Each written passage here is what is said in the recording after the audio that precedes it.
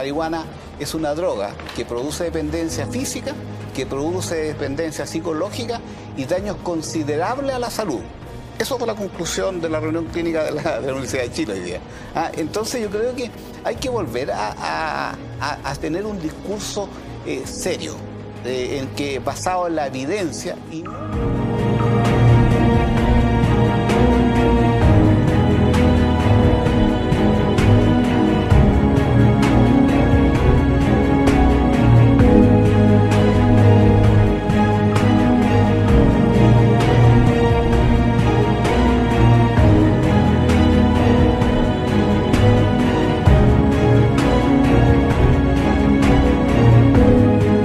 Porros de la década del 60, entonces no eran tan dañinos como lo son los de ahora, que tienen 15, 12, 14. Comes off when they pick it. A lot of people manufacture their own and sell it. Hydroponics is like a system of growing weed.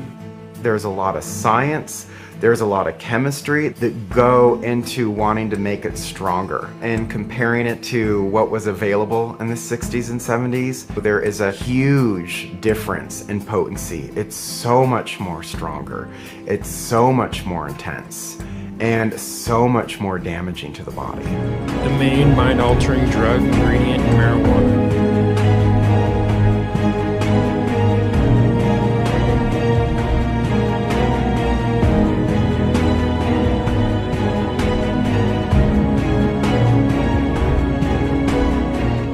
Yo creo que aquí hay que dejar claridad. Aquí estamos hablando de niños, estamos hablando de jóvenes, estamos hablando de adolescentes, donde la cannabis o la marihuana es claramente dañina. Por lo tanto, esta transparentación o esta integración que han hecho los jóvenes de la normalización del uso de marihuana es dañina para nuestra juventud, y eso lo tenemos que tener claro. Es en los jóvenes que están con el crecimiento, de la masa cerebral, y que los trabajos de investigación dicen que el uso precoz de marihuana produce alteración neurológica, alteración del tamaño del cerebro, que lleva posteriormente a alteración de la memoria, alteración cognitiva y del coeficiente intelectual, que podría, y así lo dicen los estudios, ser permanente en el tiempo. Entonces, yo creo que es importante hacer la diferenciación.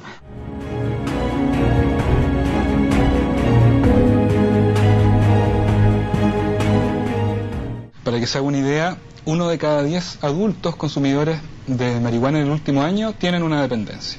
1 de cada 10. Sí. Y a propósito de su pregunta en relación a los adolescentes, es 1 de cada 6. O sea, en ese sentido, los adolescentes son mucho más vulnerables a presentar una adicción.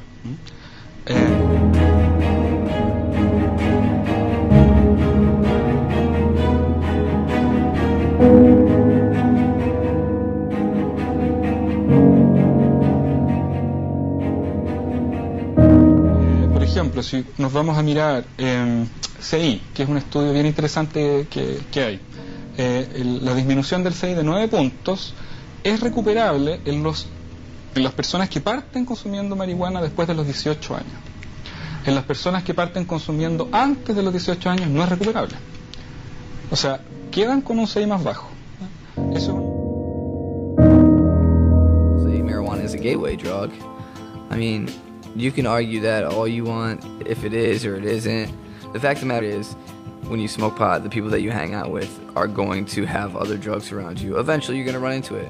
As much as I hate the word gateway drug, I'm the prime example of it, and I know lots of other people who followed the same path. I basically realized that my gateway to those drugs was the fact that I couldn't stop smoking weed on a daily basis, because eventually you build a tolerance and then you stop getting high. So you still crave a high.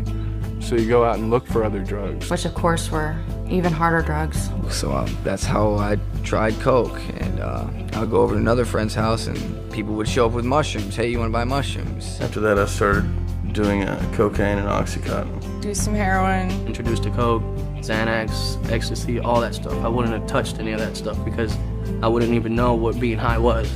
So once you get high, it just changes everything.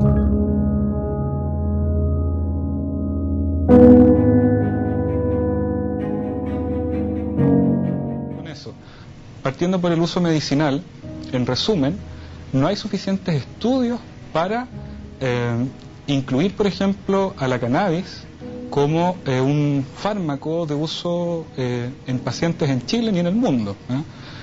Existen algunos estudios bastante interesantes en animales, en poblaciones de muy pocos pacientes, pero en ningún caso cumplen con las exigencias que se le exigen a cualquier otro fármaco para ser utilizado, por ejemplo, en las farmacias de Chile o el mundo. Entonces, porque efectivamente, y ojalá, ¿cierto?, que este tipo de compuestos, los cannabinoides, tengan más evidencia y en el futuro se puedan incorporar, vamos a estar todos felices, pero no se pueden saltar los conductos que exige la ciencia y las regulaciones nacionales para poder introducir un medicamento nuevo.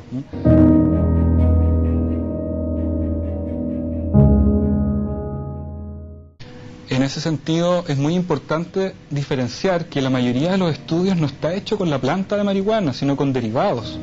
Y para las personas que no lo tienen tan claro, existen cannabinoides que no tienen propiedades psicoactivas, por ejemplo el cannabidiol. Entonces uno no puede hablar de marihuana para hablar del cannabidiol. El cannabidiol, que viene en comprimidos, de alguna manera muy dosificable, ha demostrado muchos efectos positivos en algunas patologías, pero eso no se puede saltar automáticamente a decir, mire, la marihuana es medicinal y por lo tanto hay que probarla.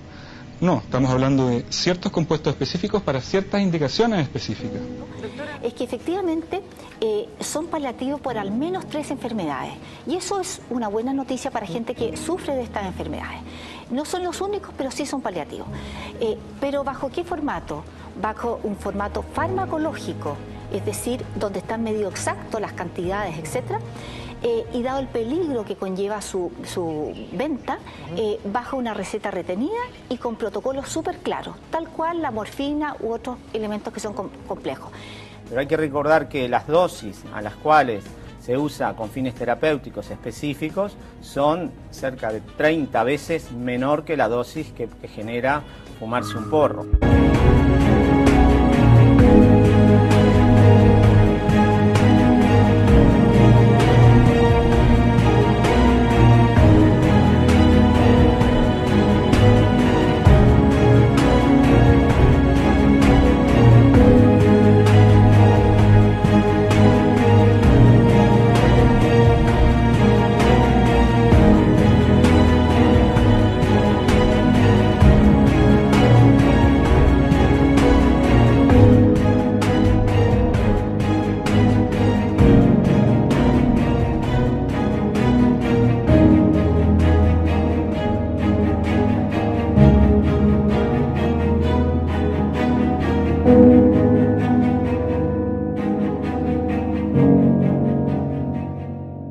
Y el ministro de Salud de Holanda dijo que contra lo que ellos habían pensado, el acceso libre a la marihuana había aumentado la tasa de consumo y había aumentado la tasa de delincuencia y no había sido la droga como ellos pensaron que iba a evitar la migración a heroína y a cocaína. Entonces, es una experiencia real. Esto fue en diciembre. Perfecto. En diciembre del 2013 el consumo en es México, libre, en el Congreso mexicano. relativamente controlado, los coffee shops y todo lo demás. Y no hay ninguna duda que el aumento porcentual en 11 puntos, media, pero quisiera decirle que los particulares 79%, mucho más, 20%, va en absoluta relación con 2 elementos: baja percepción de riesgo de los jóvenes y baja percepción de riesgo de los padres.